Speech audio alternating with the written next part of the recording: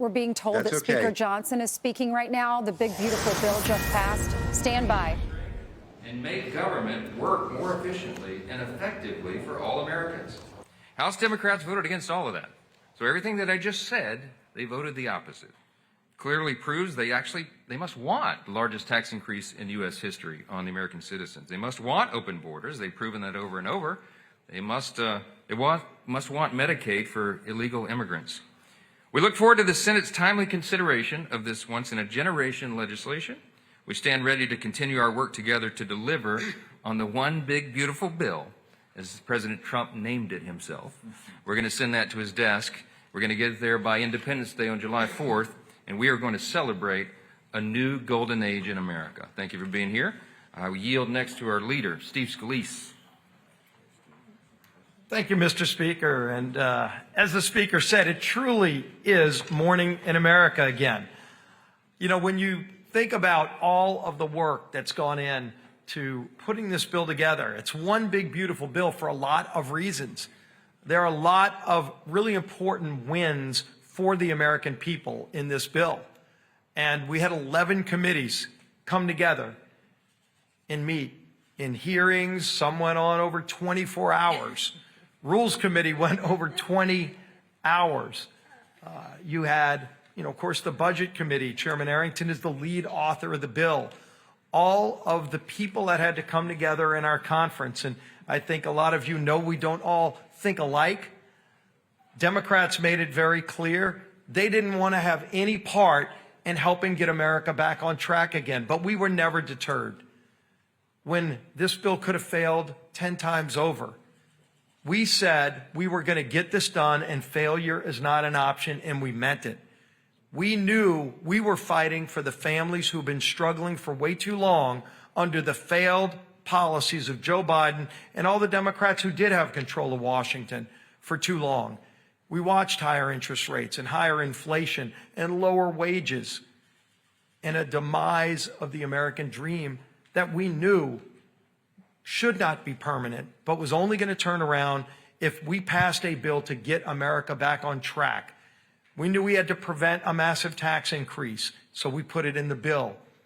We knew we needed to secure America's border, as President Trump ran on all across this country and won the election on, and we put it in this bill. We ran on and said we would produce more American energy, and we put it in this bill. All the things that we knew we needed to do to root out waste, fraud, and abuse in government. Focus on those families who are struggling. All of that is in this one big, beautiful bill. And yes, now the House has come together and passed this bill against all odds, but we're still working on the rest of the process. Still goes to the Senate. The Senate has a lot of work to do too. That's why we've been talking to the Senate for a long time, but it's their turn to take this bill and move forward. But I'll tell you, none of this would be possible without the leadership of President Trump, who every step of the way not only laid out the vision, ran a campaign on this vision, but every step of the way too said, whatever you need, let me know. And he was there to help us. Our great speaker, Mike Johnson, who was never deterred, probably hasn't slept in a few days, but never wavered in his commitment to get this done. And this whole team has come together.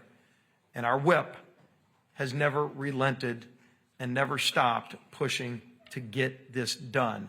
With that, I bring up our great majority whip, Tom Emmer.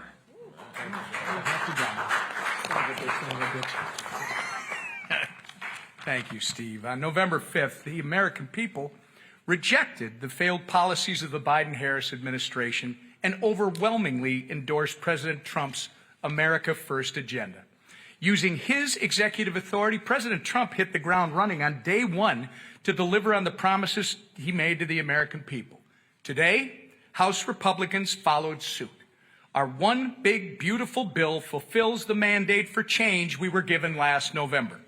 It allows President Trump to continue his successful border security and deportation operations by investing in more Border Patrol agents and ICE officers, funding the continuation of the border wall, and equipping our men and women on the front lines with the tools they need to keep us safe. Not only will the one big, beautiful bill help to make America Let's get safe right to again, Aishah Hasnie live but outside also the help to Capitol. make She's going to break down what's inside the big, beautiful bill. Good morning, Aishah. Hey, good morning to you guys. What a victory for House Speaker Mike Johnson and President Trump. We have not yet heard from him. I'm scrolling through his Truth Social, waiting to see if he is going to make some remarks about this. But it's a huge day for both of these men to celebrate. This was his signature piece of legislation. It was not an easy task.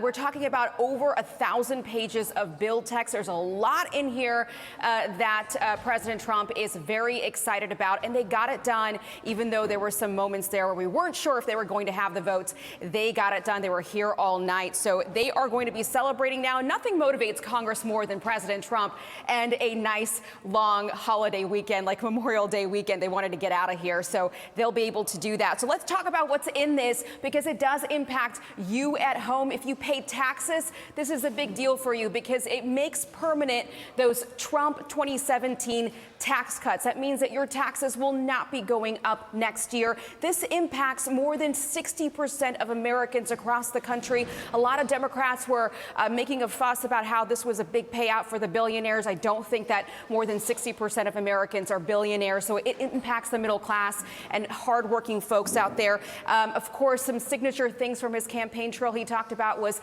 no taxes on tips. That's in there. No taxes on overtime. That's in there as well. Border security, more funding to hire more and more ICE agents to continue President Trump's deportation policies. They went after waste, fraud, and abuse to try to make up for that loss in revenue when it came to those taxes. A lot of fighting we saw over the past couple of weeks. You heard a lot about SALT for those folks that live in red states. This is a big deal for blue state folks that pay a lot of money in property taxes. You had a lot of Republicans from places like New York, New Jersey that were fighting for this, and they were able to raise that from $10,000 to $40,000. It was a huge compromise in the last couple of hours before this vote. And of course, as well as raising the debt ceiling to $4 trillion. This was a big deal for Treasury Secretary Scott Bessent because he was a little anxious that these guys weren't going to be able to get it done by the time that they needed to before the August recess. So that's a big deal for the White House as well. And Medicaid, a lot of fighting over Medicaid, especially for some conservatives from states where they have a lot of constituents on Medicaid. They were worried there were going to be massive cuts, but really, Republicans wanted to go after illegal immigrants that were using Medicaid and able-bodied men that were on Medicaid. They wanted to add work requirements, and those work requirements now will start in 2026. It's a huge win for fiscal conservatives. Now, they didn't get everything, which is why we saw Andy Harris, who is the House Freedom Caucus chair, vote present, and we saw Warren Davidson and Thomas Massie vote no on the bill, but pretty much a party line vote today. I got to tell you, I'm a little surprised, maybe you're not, Lawrence, that Hakeem Jeffries, the Democratic leader, didn't put up much of a fight on the House floor. They have this tool called the Magic Minute. You might have heard this. It basically is a tool that affords the opposing party's leader to take up the floor for as long as they want to try to delay the vote. We saw Kevin McCarthy, the former House Speaker, use this tactic when the Democrats were trying to pass the the Build Back Better bill for President Biden. A couple years ago, he went on for 8 hours on the House floor, set a record. Leader Hakeem Jeffries really only spoke for about 30 minutes. I just asked him why he didn't hold the floor longer to try to put up a fight. He didn't reply to me. So I guess they knew they weren't going to win on this one. Huge victory for the president. Huge win for the president, for the Republicans as well, and the American people, too, that are going to be getting those tax cuts. Thanks, Aishah. Now it goes to the Senate. That's right. Thank you, Aishah. They reached their goal. They wanted it before Memorial Day weekend. That's exactly Here we go. right. Let's see what happens. I'm Steve Ducey. I'm Brian Kilmeade. And I'm Ainsley Earhart. And click here to subscribe to the Fox News YouTube page to catch our hottest interviews and most compelling analysis.